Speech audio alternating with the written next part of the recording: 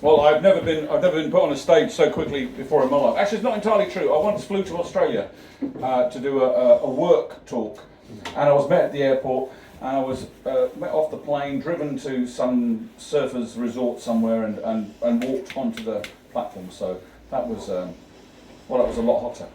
Okay, so a few poems, if you like, just to finish off the evening. I just love the fact that you're all barely holding on to life, just shimmering away. Okay, so here's one to motivate you first of all. I've come along specifically to say farewell to Mustard because this is just a fantastic place, and I'm gutted that it's going. So I'm here for you guys, right? And maybe it's you get to a certain point in life and you start going, oh yeah, cool, things are closing, it's all different in now. But actually, I think nostalgia ain't what it used to be. That much we do know. But you can miss something when it's gone, and sometimes it has to be pointed out to you. So my first poem is about the Thanet Beer Festival, which finished a couple of years ago, and was basically sort of 1,500, 2,000 men of a certain age and girth who had decided universally that if they drank enough, they'd become attractive to women, which of course they didn't. We still do it on Sheppy, don't we? Yeah. He's knocking back another pint, he doesn't want an awful sight, he thinks that he will last the night, he won't, that's what his friends know.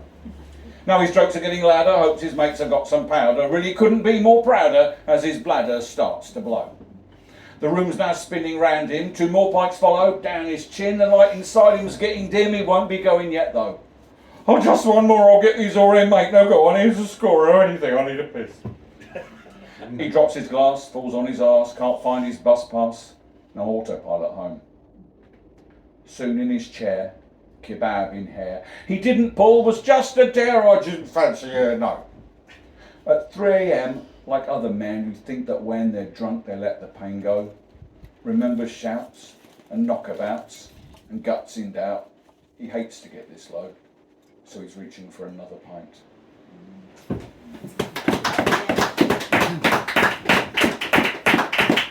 What I like about that is, that might be applause, it might just be you desperately clinging on to life by clapping to keep circulation going. And that's our private secret. Alright, my current pet hate is the infantilization of language, when people use words unnecessarily. There are perfectly good words out there, but they have to use baby talk.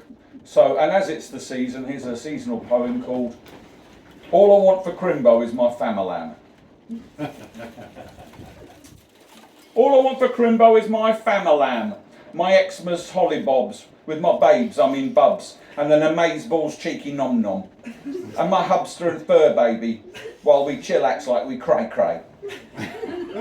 Yeah, we'll totes smash it, I'll share the deets with my peeps. Soon only 11 sleeps, it'll be banging babes, it won't ick, lol, no hun, unless you're a 19th century German.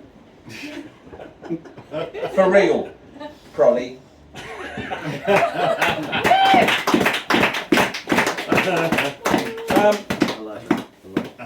Those of you with far too much leisure time will know the temptation of YouTube, and I went down a rabbit hole the other day that made me laugh. It didn't make me laugh. I think I may have to medicate myself.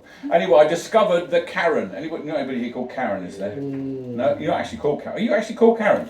No, no. About the Karen. Well, I didn't think you were, mate, honestly. But yes. That would have been we could have. You never know. We could have workshopped it. Yes. But anyway, Karen basically, it's the entitled who are also twats. So this is a poetry wonk said to me the other day, goes, oh, this doesn't represent a coherent rhyming pattern. And I said, no, it's not meant to. It's the mind of a Karen. This is called You Will Be Sorry. I want to speak to the manager. Don't you know who I am? I've had enough of this. I'm a lawyer. I'm a policeman. I'm with MI5 or 6. How dare you speak to me this way, that way, anyway? Let me get your name. Don't you know who you are dealing with? I've got you on my phone. I have followers. I'm an influencer. I am never flying, eating or defecating with you again. I'm in the SAS, the SBS, the SCS. What do you mean that's a sofa shop? I want the manager. Do not touch me. Do not think of touching me. Look me in the eyes, my wide, scary eyes. I'm a platy gold card holder. I know my rights. I've had better nights. These are my civil rights. I have a special condition. Get your boss here now. I'm going to cost you your job. I know people you don't know you know. I'm entitled. I have a complaint and you have ruined my life.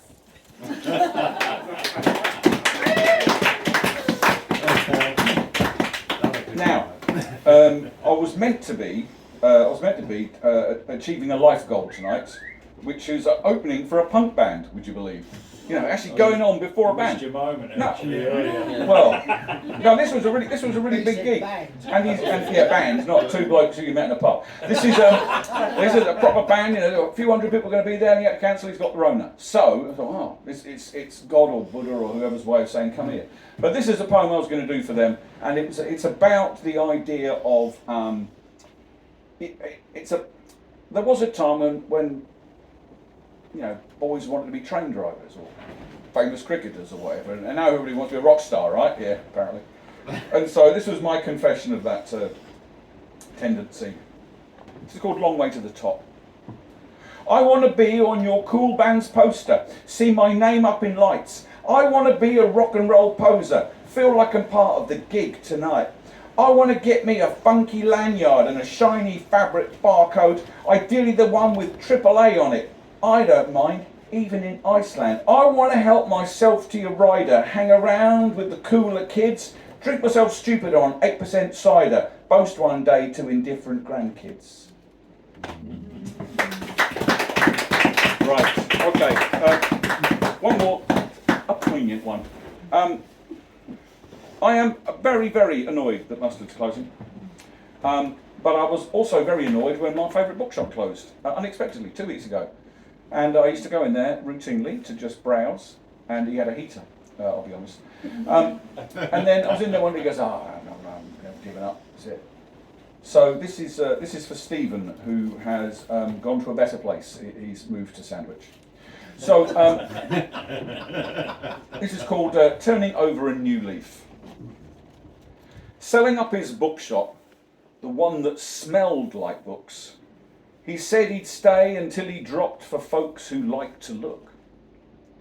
Now foxed and dog-eared like his books, he's had enough, he says, of bills and cold and council crooks. He will no longer stay.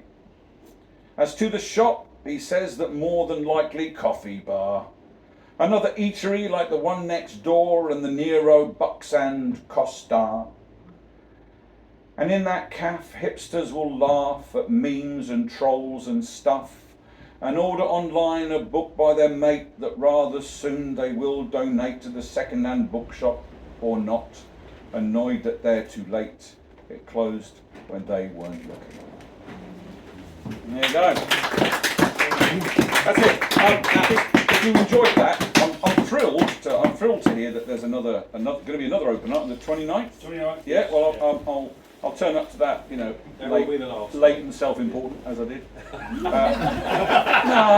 only because on my day. But if you like this stuff and you know your passport's up to date, come to Broadstairs on the 20th, because I'm doing a one-man show, so it's like a proper evening of it with a fantastic guest poet as well. So 20th of December, which is a Wednesday, at the chapel in Broadstairs. You're very, very welcome. It'll be a cracking night, so you get poems like that and some good ones as well. And if you want to follow me on Facebook, it's Nick Goodall, NickGoodall. I post a poem every day. That's my discipline, because you haven't suffered enough. Thanks ever so much. I'm glad I got here in time. I'll be here on the 20th, mate. Thank you, mate. No.